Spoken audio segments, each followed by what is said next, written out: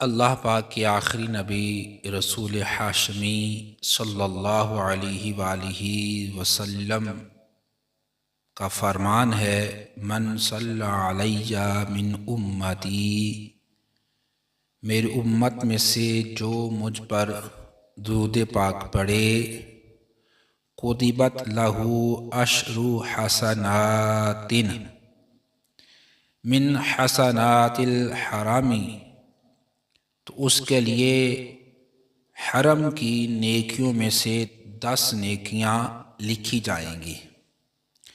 قیل یا رسول اللہ، عرض کیا گیا یا رسول اللہ صلی اللہ علیہ وآلہ وسلم، وما حسنات الحرم، حرم کی نیکیاں کیا ہیں؟ فرمایا الحسنۃ ب700 حسنہ، حرم کی ایک نیکی 700 نیکیوں کے برابر ہے۔ ذات والا پہ بار بار درود، بار بار اور بے شمار درود، دل کے ہمراہ ہوں سلام فدا، جان کے ساتھ ہو نثار درود، دل میں جلوے بسے ہوئے تیرے، لب سے جاری ہو بار بار درود۔ صلو علی الحبیب صلی اللہ علی محمد صلی اللہ علیہ وآلہ وسلم۔ اللہ پاک قرآن پاک میں ارشاد فرماتا ہے، قل ان الموت الذي تفرون منه فإنه ملاقيكم ثم يردون إلى عالم الغيب والشهادة فينبئكم بما كنتم تعملون۔ آسان ترجمہ قرآن کنز العرفان۔ تم فرماؤ، بے شک وہ موت جس سے تم بھاگتے ہو، پس وہ ضرور تمہیں ملنے والی ہے، پھر تم اس کی طرف پھیرے جاؤ گے جو ہر غیب اور ظاہر کا جاننے والا ہے، پھر وہ تمہیں تمہارے اعمال بتا دے گا۔ پیارے اسلام بھائیو، بنی اسرائیل جن کا ذکر قرآن کریم میں بار بار آیا ہے، قرآن کریم میں ان کے متضاد یعنی ایک دوسرے کے الٹ اعمال کا ذکر ہوا۔ نمبر 1، ان کا یہ دعویٰ تھا کہ نحن ابناء اللہ و احباؤہ، ہم اللہ کے بیٹے اور اس کے پیارے ہیں۔ اب جو اللہ پاک کا پیارا اور محبوب بندہ ہو، اس کے تو آخرت میں وارے ہی نیارے ہوں گے، اس سے جنت میں داخلہ نصیب ہوگا، ہمیشہ کی زندگی ملے گی، نعمتیں ہی نعمتیں ہوں گی، نہ کوئی فکر ہوگی نہ غم ہوگا، بس سکون ہی سکون، چین ہی چین، آرام ہی آرام ہوگا۔ لہذا ایسے بندے کو تو چاہیے کہ انتظار کرے کہ کب موت آئے، کب اس فانی دنیا، اس جنجال گھر سے نکلوں، غموں دکھوں اور فکروں سے آزادی ملے اور جنت کے مزے لوٹوں۔ مگر بنی اسرائیل کا حال الٹ تھا۔ یہ دعویٰ کرتے تھے کہ ہم اللہ پاک کے پیارے ہیں، جنت پکی ہماری ہے، مگر انہیں دنیا سے محبت اتنی تھی کہ اللہ پاک فرماتا ہے یود احدہم لو یعمر الف سنہ۔ ترجمہ قرآن، ایک گروہ تمنا کرتا ہے کہ کاش اسے 1000 سال زندگی دے دی جائے۔ یعنی ایک طرف تو دعویٰ ہے کہ جنت پکی ہماری ہے اور ہم تو مرتے ہی سیدھے جنت پہ پہنچیں گے۔ دوسروں کو ترغیب دلاتے تھے کہ اگر جنت میں جانا ہے تو ہمارے پیچھے چل پڑو، کیوں نہ کہ جنت ہمیں ملنی ہے۔ مگر فکر آخرت سے دوری اور دنیا سے محبت اتنی تھی کہ 1000 سال یہیں رہنا چاہتے تھے۔ اور ان بنی اسرائیل کے متعلق ارشاد ہوا، قل فرماؤ، یعنی اے محبوب صلی اللہ علیہ وآلہ وسلم، یہ بنی اسرائیل جو خود کو اللہ تعالیٰ کا پیارا بھی کہتے ہیں اور موت سے ڈرتے بھی بہت ہیں، ان سے کہہ دیجئے کیا کہنا ہے، ان الموت الذی تفرون منہ فانہ ملاقیکم۔ ترجمہ قرآن، بے شک وہ موت جس سے تم بھاگتے ہو وہ تمہیں ضرور ملنے والی ہے۔ یعنی تم چاہے جتنا بھاگو بھاگ لو، مرضی کرنی ہے کر لو، موت بالآخر آنی ہے۔ اچھا، یہ موت آ جانی ہے تو بات یہاں ختم نہیں ہو جانی۔ ایسا نہیں کہ موت آئی تو قصہ تمام ہو گیا، نہیں نہیں، اصل قصہ تو موت کے بعد شروع ہونا ہے۔ اللہ پاک نے فرمایا، اے میرے پیارے محبوب صلی اللہ علیہ وآلہ وسلم، ان سے کہہ دیجئے ثم تردون الی عالم الغیب والشہادۃ فینبئکم بما کنتم تعملون۔ پھر تم اس کی طرف پھرے جاؤ گے جو ہر غیب اور ظاہر کا جاننے والا ہے، پھر وہ تمہیں تمہارے اعمال بتا دے گا۔ یعنی آج جو مرضی کرتے پھرو، بہت ہی جلد موت تمہیں دبوچ لے گی، پھر تمہیں ہر ظاہر اور غیب جاننے والے رب قہار کے حضور حاضر کر دیا جائے گا، پھر تمہارے سارے اعمال کھول کر تمہارے سامنے رکھ دیے جائیں گے۔ مسلسل موت نزدیک آ رہی ہے، ہائے بربادی، کرم مولا، گناہوں کا مرض بڑھتا ہی جاتا ہے، الہی واسطہ پیارے کا میری مغفرت فرما، عذاب نار سے مجھ کو خدایا خوف آتا ہے۔ پیارے اسلامی بھائیوں، اس آیت کریمہ میں ہمارے لیے بھی سبق ہے۔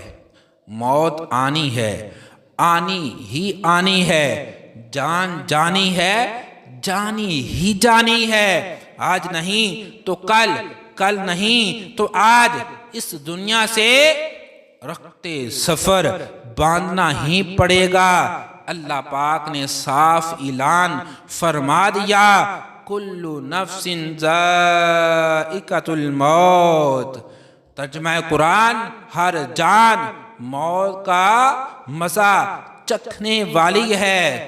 دنیا فانی ہے، اہل دنیا فانی، شہر و بازار کہو اور صحرا فانی، دل شاد کرے کس کے نظارے سے حسن، آنکھیں فانی ہیں یہ تماشا فانی۔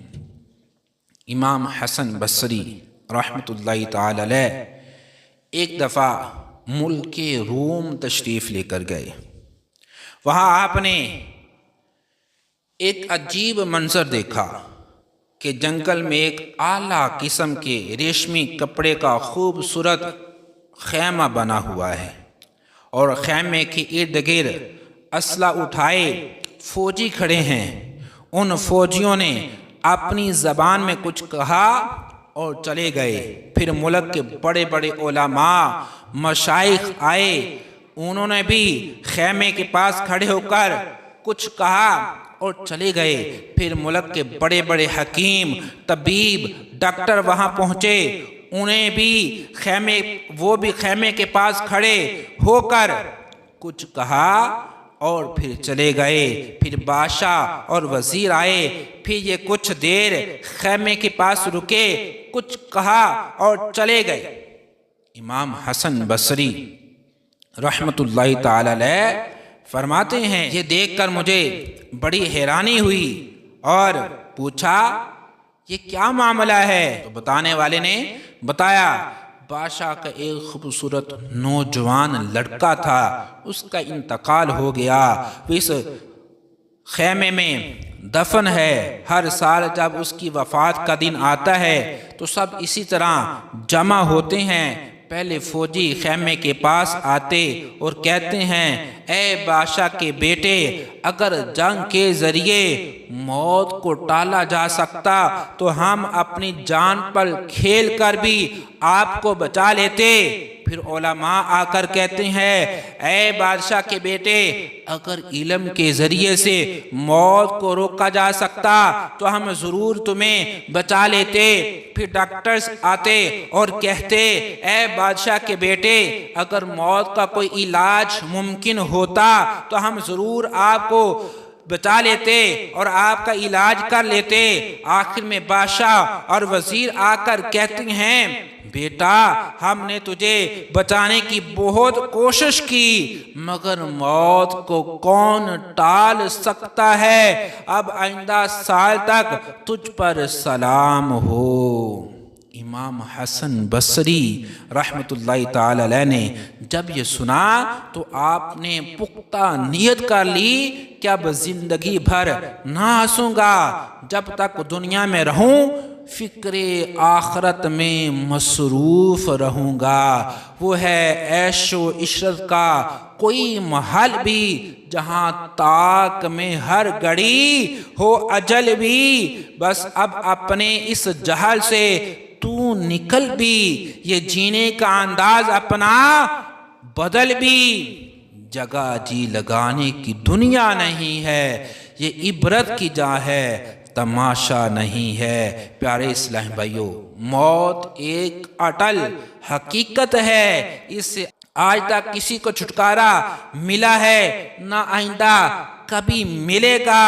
محمد صلی اللہ علیہ وآلہ وسلم محبوب نبی مکی مدنی محمد عربی صلی اللہ علیہ وآلہ وسلم لوگوں کو موت سے غافل دیکھتے تشریف لاتے اور دروازے کو پکڑ کر 3 مرتبہ پکارتے اے لوگو، اے مسلمانوں، تمہارے پاس یقینی موت آئے گی اور اپنے ساتھ وہ کچھ لائے گی جو اسے لانا ہو۔ خبردار، ہر کوشش کرنے والے کے لیے ایک انتہا ہے اور ہر کوشش کرنے والے کی انتہا موت ہے۔ پس کوئی پہلے جاتا ہے تو کوئی بعد میں، ایک دن مرنا ہے آخر موت ہے، ایک دن مرنا ہے آخر موت ہے، کر لے جو کرنا ہے آخر موت ہے، یاد رکھ ہر آن آخر موت ہے، بن تو مت انجان آخر موت ہے، مرتے جاتے ہیں ہزاروں آدمی عاقل و نادان آخر موت ہے۔ پیارے اسلامی بھائیو، ہمارا مسئلہ جانتے ہیں کیا ہے؟ ہم یہ جانتے ہیں کہ دل و جان سے مانتے بھی ہیں کہ موت آنی ہی آنی ہے، یہ ہمارا یقین ہے، موت آنی ہی آنی ہے، جان جانی ہی جانی ہے۔ ہم یہ بھی مانتے ہیں کہ مرنے کے بعد قصہ ختم نہیں ہوگا، میت قبر میں اترے گی، اس کے بعد سزا و جزا کا سلسلہ شروع ہو جائے گا۔ مسئلہ یہ ہے کہ اس کے باوجود دنیا کی محبت ہمارے دلوں میں گھر کر چکی ہے، لمبی امیدیں دلوں میں بیٹھ چکی ہیں، یوں لگتا ہے جیسے ہم صدیوں زندہ رہیں گے۔ یہ ذہن بنا ہوتا ہے کبھی میں جوان ہوں، صحت مند ہوں، کوئی بیماری بھی بظاہر نہیں ہے، ابھی میری شادی ہوگی، بچے ہوں گے، پھر کہیں بڑھاپا آئے گا، پھر میں دادا بنوں گا، پھر پردادا بنوں گا، پھر کہیں جا کر موت آنی ہے۔ یہ صرف ایک جھوٹی امید ہے۔ موت بچوں کو بھی آتی ہے، جوانوں کو بھی آتی ہے، ادھیڑ عمر والوں کو بھی موت آتی ہے، صحت مندوں کو بھی موت آتی ہے، اور بیماروں کو بھی موت آتی ہے۔ ملے خاک میں اہل شاں کیسے کیسے، مکین ہو گئے لا مکاں کیسے کیسے، ہوئے نامور بے نشاں کیسے کیسے، زمین کھا گئی نوجوان کیسے کیسے، جگہ جی لگانے کی دنیا نہیں ہے، یہ عبرت کی جان ہے تماشا نہیں ہے۔ صحابی رسول حضرت عبداللہ بن مسعود رضی اللہ تعالی عنہ سے روایت ہے، فرماتے ہیں ایک دن اللہ پاک کے آخری نبی رسول ہاشمی صلی اللہ علیہ وآلہ وسلم نے ایک چکور ڈبہ بنایا۔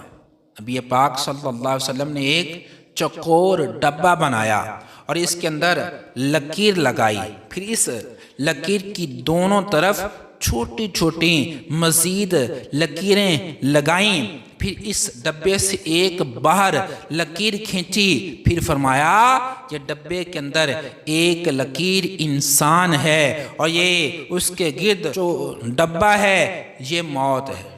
یہ جو ایک لکیر ہے یہ انسان، اور اس کے جو اطراف میں ڈبہ ہے یہ موت ہے جس نے انسان کو گھیرے رکھا ہے۔ جو چھوٹی چھوٹی لکیریں مختلف آفات ہیں جو انسان کے ساتھ چمٹی ہوئی ہیں، انسان ایک سے بچ جاتا ہے تو دوسری اسے ڈھس لیتی ہے، اور وہ یعنی ڈبے سے باہر والی جو لکیر ہے یہ انسان کی امید ہے۔ آتے ہوئے اذان ہوئی، جاتے ہوئے نماز، اتنے قلیل وقت میں آئے اور چل دیے۔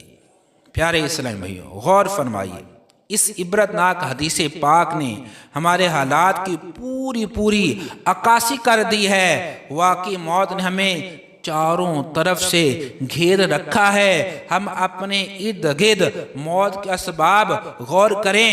بجلی موت کا ذریعہ ہے، ہماری گاڑی موت کا ذریعہ ہے، بیماری موت کا ذریعہ ہے، ہمارا کھانا ہمارے اندر اتر کر زہر بھی بن سکتا ہے، لہذا یہ بھی موت کا ذریعہ ہے۔ یوں غور کریں، موت نے ہمیں چاروں طرف سے گھیر رکھا ہے، ہم مختلف مسائل کے اندر پھنسے ہوئے ہیں۔ کبھی بیماری آتی ہے، کبھی تنگ دستی آتی ہے، کبھی بچوں کی فکر، کبھی اپنی فکر، کبھی کھانے کی فکر، کبھی کمانے کی فکر، ہم ہزار قسموں کی فکروں اور مسائل و آفات میں گھرے ہوئے ہیں، جبکہ ہماری امیدیں سال ہر سال کی ہیں۔ ہمیں یہ نہیں معلوم کہ کل سورج دیکھنا بھی نصیب ہوگا یا نہیں، مگر پلاننگ جو ہمارے پاس ہے وہ 100 سال کی ہے۔ خواب ہم نے لمبے دیکھ رکھی ہیں، اور نہ جانے یہ خواب پورے ہو بھی پائیں گے یا نہیں۔ پھر اگر پورے ہو بھی گئے تب بھی موت برحال آنی ہی آنی ہے، قبر میں اترنا ہی اترنا ہے، روز قیامت بارگاہ الہی میں پیش تو ہونا ہی ہونا ہے۔ مگر افسوس قبر کی قیامت کے ہمارے پاس کوئی پلاننگ نہیں ہے۔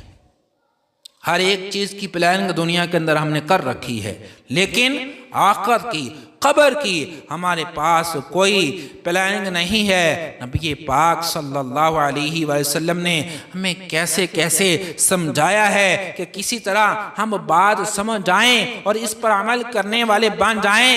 آخری نبی صلی اللہ علیہ وآلہ وسلم نے فرمایا، اس دنیا کی مثال ایک کپڑے جیسی ہے، اور کپڑا بھی وہ کہ جو شروع سے آخر تک کٹا ہوا ہے، پس آخر میں ایک دھاگے کے ساتھ اٹکا ہوا ہے، پس قریب ہے کہ یہ دھاگا بھی ٹوٹ جائے گا۔ کسی شاعر نے خوبصورت عکاسی کرتے ہوئے کہا ہے، ایک یہ جہاں ایک وہ جہاں، دونوں جہاں کے درمیان ہے فاصلہ ایک سانس کا، اگر آ گئی تو یہ جہاں، اگر رک گئی تو وہ جہاں۔